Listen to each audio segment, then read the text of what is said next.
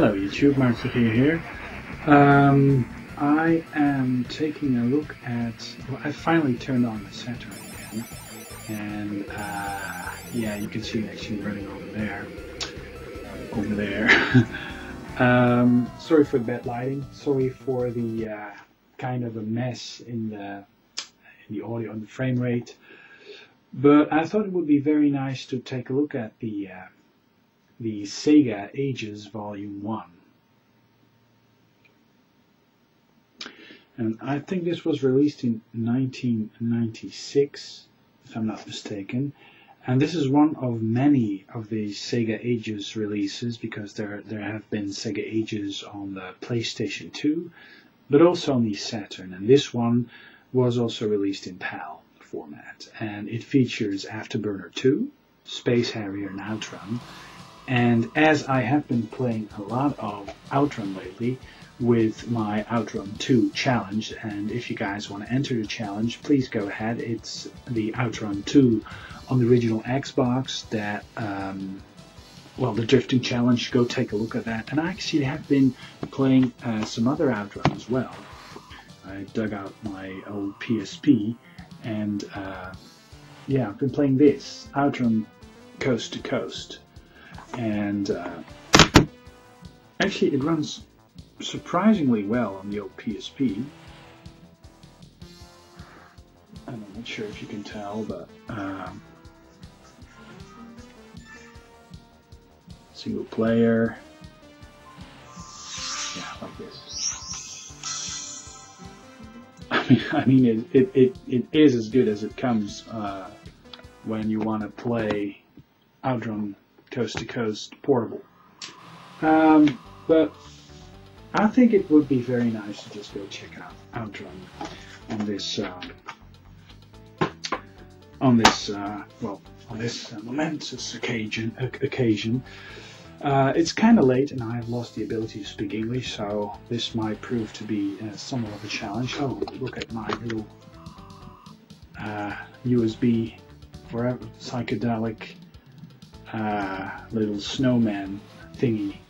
It changes colors, so it's very nice. So if you see some color changes in the video, well, it's because the snowman is just forever changing through its colors. No, but I wanted to take a look at the Sega Ages disc, and I also wanted to check out my my video setup. I've been making some changes in the game room and the way all my consoles were hooked up, and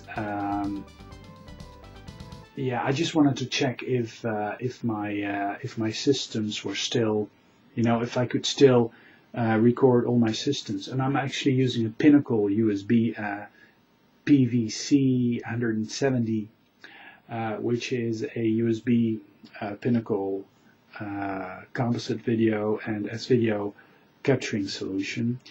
I've been running that on my Pentium 4.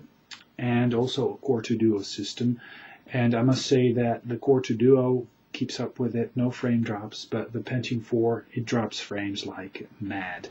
So I reckon even if the software isn't up to you know, multi-threading and stuff, I think running the software on a Core 2 Duo with one core, basically running the Windows operating system and the other one running the program, may actually have to do something with the fact that it's not dropping any frames. I'm totally off track here. What else? Oh yeah, when I am recording and playing video games, I'm not playing from the computer screen actually. I'm actually playing it from a different screen, actually my television. I use what I call a Y cable adapter, like with one leg coming from the console, one going to the capture device, and the other one going to the TV. Because depending on the speed of your computer, there's actually is going to be a delay in the videos shown on the capturing screen and the actual video. It could be up to half a second. My system is actually half a second. I'm running this capture software simultaneously. I'm using the Logitech video what is it? I'm using the Logitech webcam software that's actually capturing, but I'm also using what is it? Pinnacle Studio 14 with the Pinnacle capturing device simultaneously over two different USB ports. What was it? Oh yeah. If I'm using that on a different system, 2.8 gigahertz system, this is 1.8 gigahertz, 2.8 gigahertz system actually is a lot more capable of processing all these different streams without dropping any frames. And the frame rate on my little video over here is actually quite substantial, and the frame rate on the capturing device is actually quite good, quite consistent. Yeah, well, okay, let's go pick up the controller and press start. So the whole thing reboots. You have that nice Sega logo. The thing is, doing something like this, I think it may be easier to use a separate camera with the same frame rate as the frame rate of the video that you are capturing, because my Logitech webcam actually captures at a different frame rate, so I have to how do you say that? I have to re-encode the video so it'll sync up with the video captured from the console. Okay, so the Sega, press the start. Let's go check out Outrun first. And turn down the volume because otherwise you'll be having a lot of trouble. Start and just go for the standard options. It's A to accelerate, and the shoulder buttons for shifting gears. And this really looks very similar to the arcade. It's very smooth, very cool. Sprite scaling. And it's tough as nails. I'm always crashing in this game. Not sure what it is, but if it's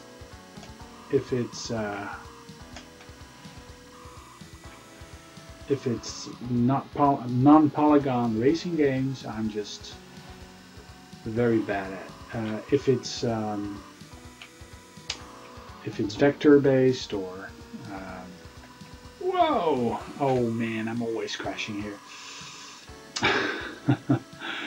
If it's vector based or polygon based, I'm usually okay, because the game mechanics are, I don't know, for some reason they are more realistic. Well, perhaps I'll make the first lap. Of course the goal is actually to reach goal A, but in this game, I'm not sure. Game over. That's horrible. Okay, let's try it again.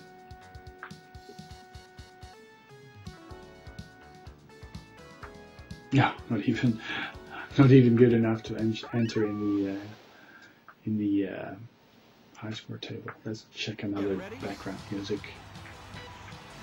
So the fat dude in the red clothes that you actually saw in the 2006 Coast to Coast game is actually waving the flag in here as well.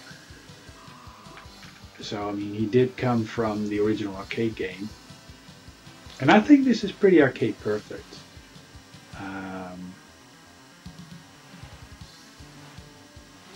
Yeah, playing it with a steering wheel may actually improve things, but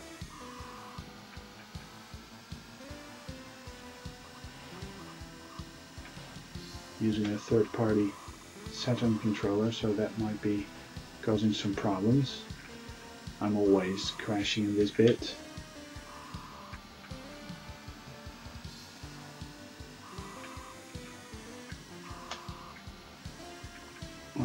Go to high. Okay, so now I come to the fork in the road, I believe. Yes. Okay, let's do it. That's a bit better.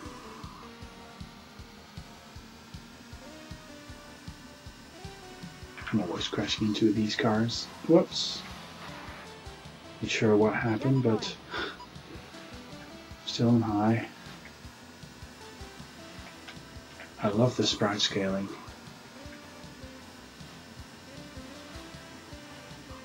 Okay, if I crash, I'll just go play another game because I don't want to bore you with my bad outrun skills.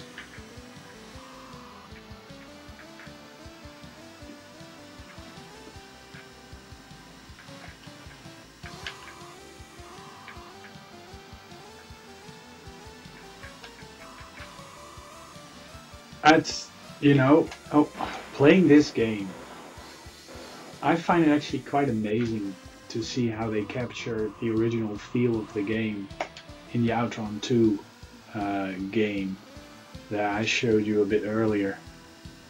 I don't think I'm gonna make it to the okay, epic fail in the Outrun part. I'm actually much better at playing Outrun 2 I mean, than playing it on the original arcade. Mind you, I've been playing it a lot on the Commodore 64, which had a very bad port of it. I'm allowed to enter my high score. That is amazing. Okay, let's go exit and play one of the others. Space Harrier. I think Space Harrier is very cool. No, Afterburner 2 first. Afterburner, I played that a lot on the Mega Drive. Not so much in the Saturn. Actually, this is, well, I think I can count it on one hand or two hands the number of times that I played Outrun on the Saturn. I do like the game, but for some reason I haven't been playing this disc a lot.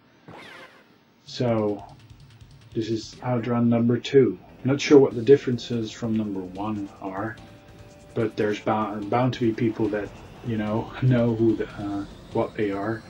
It's just me trying to play the game. Whoops. Oh, this is really smooth. I'm quite prone to kind of, it's prone to oversteering a bit. Ah, here it is.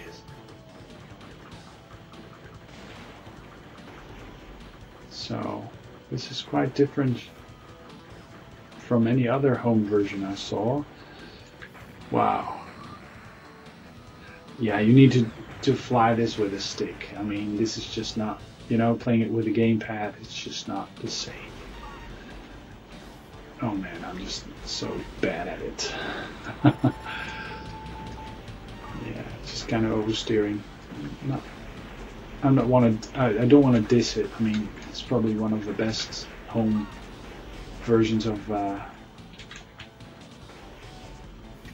the game, but for some reason I just totally stink at it. Oh man, yeah, come on. Oh wow, little villages and stuff. It's actually quite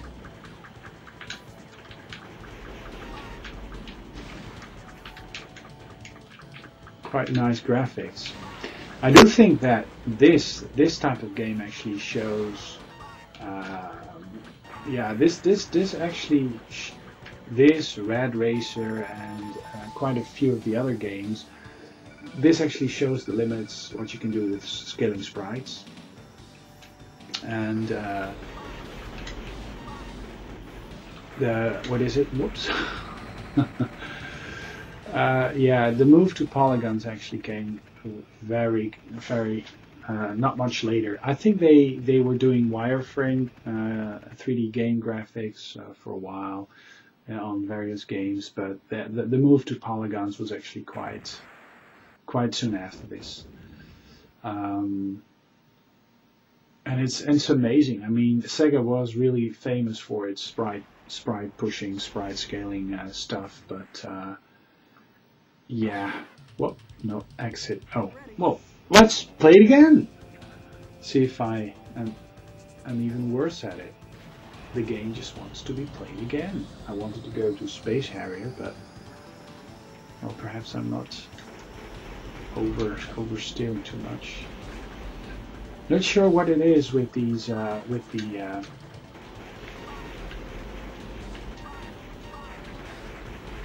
the missiles and stuff. I never understood that. I mean, you seem to have an infinite number of missiles, and I'm not sure. Yeah, you don't have an infinite number of missiles because I just ran out of them, I think. Yeah. Okay, so I'm just, you know, talking out of my ass, I guess. Okay. Yeah, I was saying that this really shows the limits to what you can do with sprite scaling. And if the Galaxy Force, that's also one of these games that used. Yeah, that's really on the edge of what you can do with sprite scaling. Yeah, I mean it's great, but it's also limiting what you can do. I remember looking at the original Afterburner arcade machine and being totally amazed. I think, yeah, amazed about the color, the level of detail, and just, you know, the sheer sense of speed. And I think this is pretty close, if not identical, to the arcade version. So yeah, let's go to Space Harrier in a bit, because I'm not sure if I am able to. Oh, well, am I able to fly any further? Game over. Okay, let's wait until the proper game selection screen appears. For some reason, yeah, okay. Sega Ages, so I'll press start again and go to exit, and then it reboots, and now we select Space Harrier. Now Space Harrier also is one of these amazing games. There's a relationship with oh, and now it totally eludes me. Opa Opa and the Fantasy Zone. Yeah, that's it. It takes place in the Fantasy Zone. But it really makes you wonder what the guys and girls creating Space Harrier were on, because it's psychedelic. It really is psychedelic. And I've been playing this game mostly on the 8-bit systems. I remember playing the Commodore 64 version quite a bit, which is a very crude version of it, because yeah, they tried to imitate the sprite scaling by using character graphics, and well, I think they could have done a better port. I mean, the system is capable of better stuff than I'm not sure if you are familiar with the Commodore 64 port, but that is just atrocious. Not sure what a good port is. Perhaps the Sega Master System version is very good. Last time I played it was at Replay, and I was bad at it. I mean, perhaps you guys remember a segment where I actually am playing that game, and my friends Retro Gamer VX and Mark, UK Retro Games, 8-Bit Micro, they were just looking away. They just weren't paying any attention because my performance was that poor. I'm a bit better at the 16-bit version, the arcade version. I must say I played this on MAME quite a bit, and playing it with a Saturn controller is quite different. Yeah, I think you only can shoot the dragon when it's approaching you, but it's hurling all these fireballs at you. Has a kind of a mild case of indigestion, I guess. For some reason, this a little bit later on, you have these weird stone faces coming towards you, and that sort of reminds me of Terry Pratchett or, you know, Monty Python, that kind of stuff. Yeah, these crazy. I just love it. I mean, the sprite scaling in this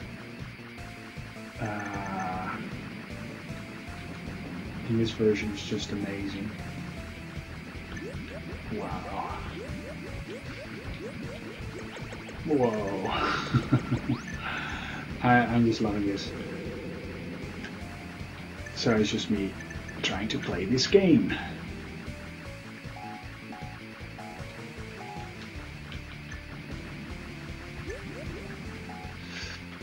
Oh man, always getting quite anxious. Oh wow. That is, yeah, I always forget how incredible this looks. It's really menacing, it's really creepy. Whoa. Oh yeah, and the mushrooms, man. Shroom heaven. Ah, yeah. Figures, just one life, I guess.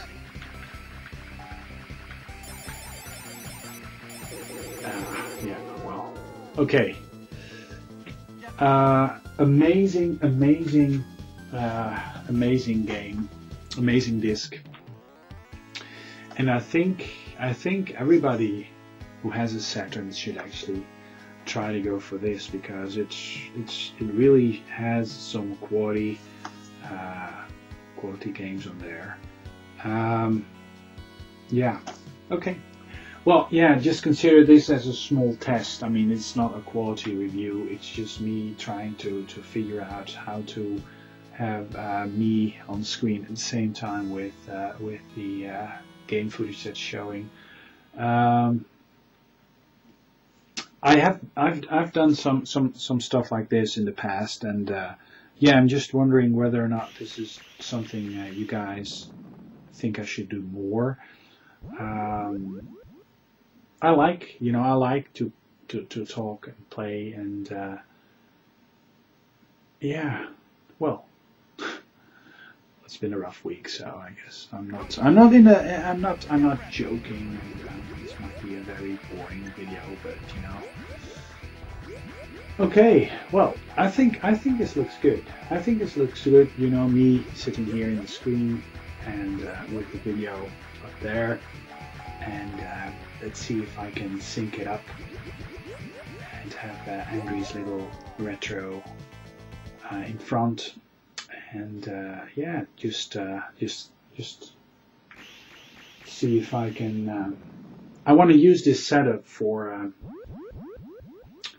discovering games, and you know, playing games for the first time. I can actually hook up every type of setup I want. Yeah, I can easily switch around with various consoles, so yeah, it could be nice. Just, you know, trying out some stuff. Oh, you know what I could do? What I could do is actually show you guys some more versions of Outrun and Afterburner and Space Harrier. I might actually add that on to this video. Could very well do, or perhaps make another video, because this is actually going on far too long. It's 24 minutes. Nobody's gonna watch 24 minutes of me trying to play 3 games. Anyways, Mark signing off, and I'll be back with another video soon. Let's first stop the capturing device over there, and then just stop the capturing device over there.